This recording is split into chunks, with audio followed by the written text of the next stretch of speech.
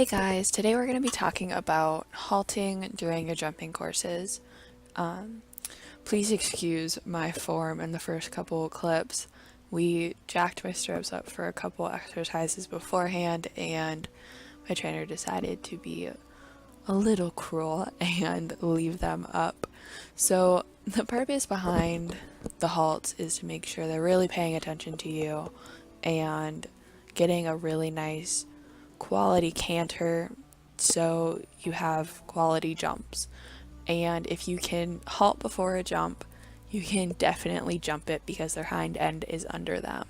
So this is our second time going through the entire course with the halts, and we're still trying to figure out kind of how to halt, and found out that it's best to really go kind of back instead of, I like to pitch forward, so really making sure you halt the body first, and then if you need to, use your fingers. But if you have that really nice quality canter, you shouldn't have to. And I also am using a dressage whip during this because his butt was getting a little lazy. So if you need to, use a dressage whip to wake their hind end up and let them know that you are going to be doing the canter afterwards. So there he went a little bit sideways and actually ran me into the wall, and that was because I was really pulling on my inside rein because I was so worried about getting that lead. And again, if you have that quality, you shouldn't have to. And this also makes you rethink where your cues should be if need be.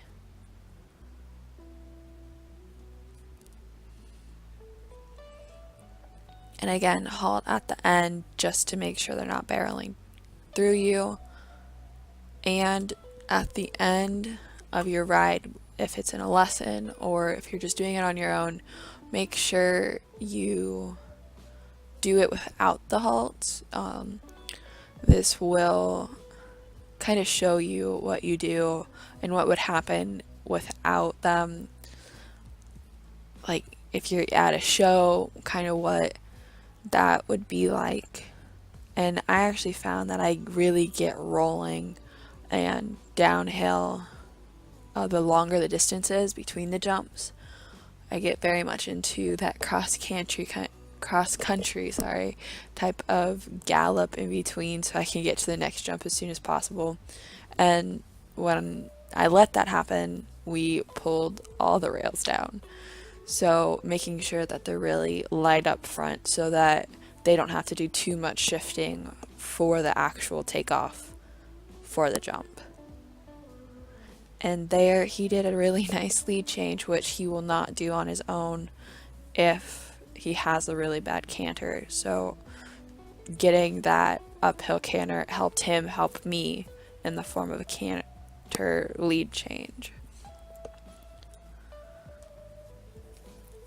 And this was the beginning of our next lesson, which was a couple days later.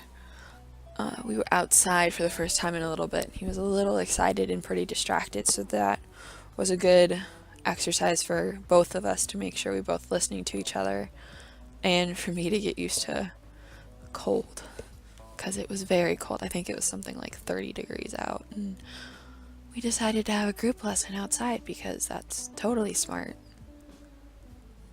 And here he's just getting really, really long into that kind of cross-country thing. And as you can see how well that's going for the halts.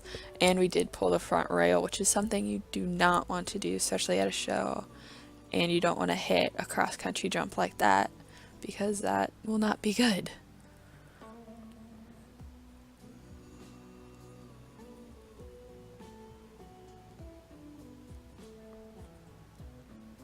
And with the halts, you want to make sure you kind of plan out where you're going to do it.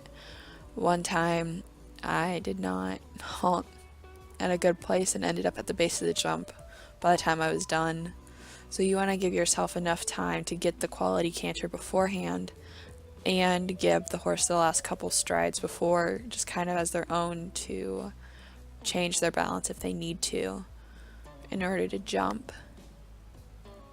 So like for the oxer, I would start planning and doing my half halts while I was turning, but still letting him have a nice canter.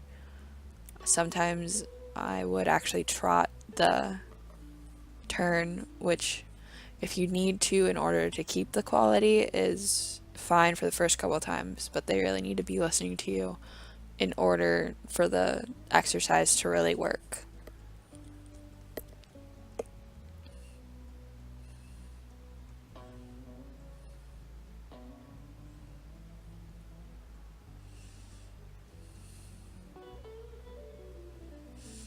And this line is a bending line from a vertical to a very tall cross rail, which causes you to really sit up and not lean at the fence, which some people tend to do if they ride very not centered.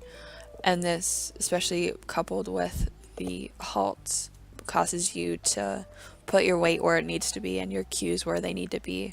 Again, really getting that nice quality.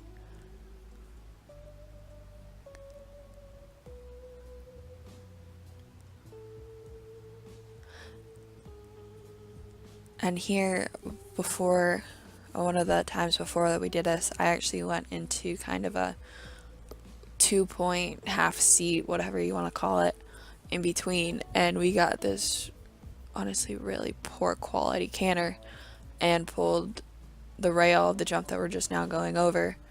So again, making sure on the longer distances, especially when you're in an arena, to not let yourself get really on the forehand, because you're going to pull a rail, and that is definitely not good, especially if you're doing cross country. You do not want to knock those for several reasons.